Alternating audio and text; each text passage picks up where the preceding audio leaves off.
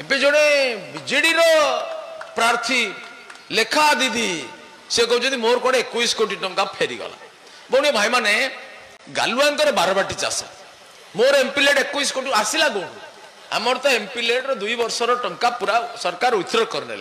5 वर्ष 25 कोटी हवा कथा वर्ष को 5 कोटी से 2 वर्ष गले रहा 15 कोटी पर सरकार 2 कोटी से देले 17 कोटी समुदाय टंका जब खर्च न करता 17 कोटी होता 21 कोटी फेरीगला मैंने केते कोटी टंका मोर मु जीरो बैलेंस मु 3 पीढ़ी 4 पीढ़ी भितर प्रथम एमपी जे टंका सबू खर्च कर जदि एक प्रमाण करदे से मोर टंका फेरी जाइए मु राजनीति छाड़ी सबुदिन सन्यास नेबी ए इलेक्शन लड़बी ना आज भी पड़ेबी जदि प्रमाण न कर पारे लेखा दीदी आप कौन करेंगे कहतु द्वितीय कथा मु पचारची रवींद्र बाबू टंका खर्च कर पार नथिले श्रीकांत बाबू टंका खर्च कर एम कोटी 53 लाख टंका आणिक मु बांटी कलेक्टर दौ नथिले मु झगड़ा कली नियम होची परवर्ती एमपी तक लेखा दीदी आप ज्ञान तो रहा कथा एमपी लाड फेरी जाए ना 10 पीढ़ी पर भी जड़े एमपी तक खर्च कर परवर्ती एमपी एमपी लाड फेरी जाए ये ज्ञान भी आपंकर ना भौणी भाई मैंने कैसेट मुझे शुणेबी चंद्रबिंदु शीघ्र आण भौणी भाई मैंने लेखा दीदी जहाँ जहाँ कहते मोर बीजेडी विरुद्ध में कहबार दरकार ना कथाटा आप शुणिले ही पर्याप्त है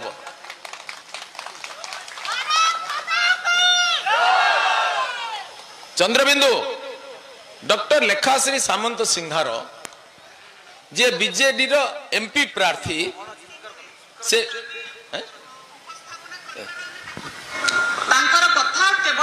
ओडिशावासी को भ्रमित करबा पई कि जेतेबेले भारतीय जनता नवीन वांग विषय कहू स्वर रे आक्रमण करूची बिजु जनता दल को सेतेबेले ओडिशावासी को भ्रमित करबा पई कि माने से कथा कहंती मोदी दउचंती चाउळ मोदी दउचंती पाइखना मोदी दउचंती प्रधानमंत्री आवास रे घर याको जो बिजु जनता दल चोरी करूची कोठी बिजु पक्का घर लगेई कि बिजु प्रधानमंत्री आवास घर रे मोदी को चाउळ रे को पुरई करी बिजु जनता दल बैग रे याको ओडिशावासी ग्रहण करिवे नै याको चारिएडे प्रतिवाद होउची आगो को प्रतिवाद आहुरी तीव्रतर हबो प्रत्येक रेशन दुकान रे हमें पहुंचीबू प्रत्येक घरे पहुंचीबू जो घरे आपण मिछि मिछि के बिजु पक्का घर मारिचंती हमें बारंबार कहिचो पैसा नाही लोगो कोन पई लागिवो आ से लोगो रे आश्चर्य हेबे आपण देखि कि प्रधानमंत्री आवास छोटो करी लेखुचंती बिजु पक्का घर भीतर घर करी के बिजु बाबू को मुह भी ता भीतर अंकन कराइछि देखंतु बिजु जनता दलर ये 2 नंबरी राजनीति ये चोरी रो राजनीति ये ठकामी रो राजनीति आज पदारे पड़ी सारी लाणी ओडिया जाति रो स्वाभिमान क्षुर्ण हिची ओडिया जाति रो परिचय संस्कृति परंपरा क्षुर्ण हिची एथि पई कि जे किछि अण ओडियांक हाथ रे शासन रहिछि मुख्यमंत्री ओडिया भाषा बुझंती नाही ओडिया कुहंती नाही ओडिया ऐतिह्य कोन जानंती नाही तणो एठी आमर ऐतिह्य स्थान हो ऐतिह्य स्थली हो आमर संस्कृति हो आमर परंपरा खान पान कथा आचरण उच्चारण सबुर मान्यता ह्रास पाइछि जे ओडिशा जो भली भाबरे केवल राष्ट्रीय स्तर रे नुहे विश्व स्तर रे परिचय पाइबा कथा जदि आज पाई पारी नाही यार सबु दायित्व खुद ओडिया न बुझुतबा मुख्यमंत्री नवीन पटनायक मुंडरे पडुछि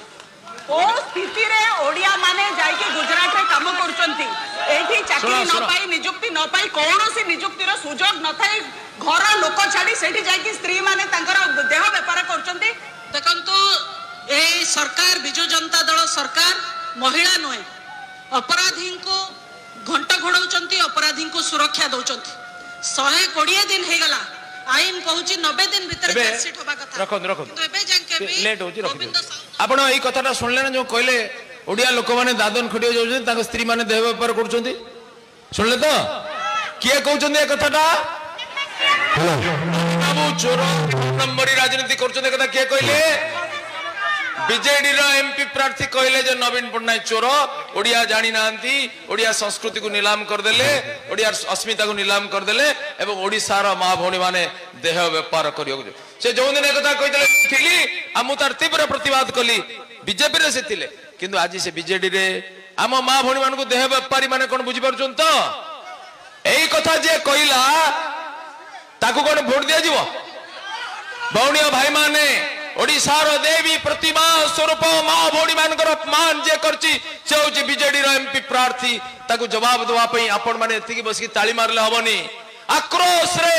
प्रतिशोध नेबा पई घरे घरे बुलिके मां मान हृदय रे अग्नि तरंग सृष्टि करंतु प्रतिशोध रो लेलियान मन्यसिका जली उठू ओडिसार मातृ जाति को जे अपमान करची ताकू धूली चटेबा हमर दायित्व आज ठारू प्रति घर घर जांतु डोर कैंपेन करंतु हमर लिफलेट दियंतु स्टिकर मारंतु पोस्टर मारंतु भौणी भाई माने प्रचंड दावान सृष्टि करंतु बोलो भारत माता की जय।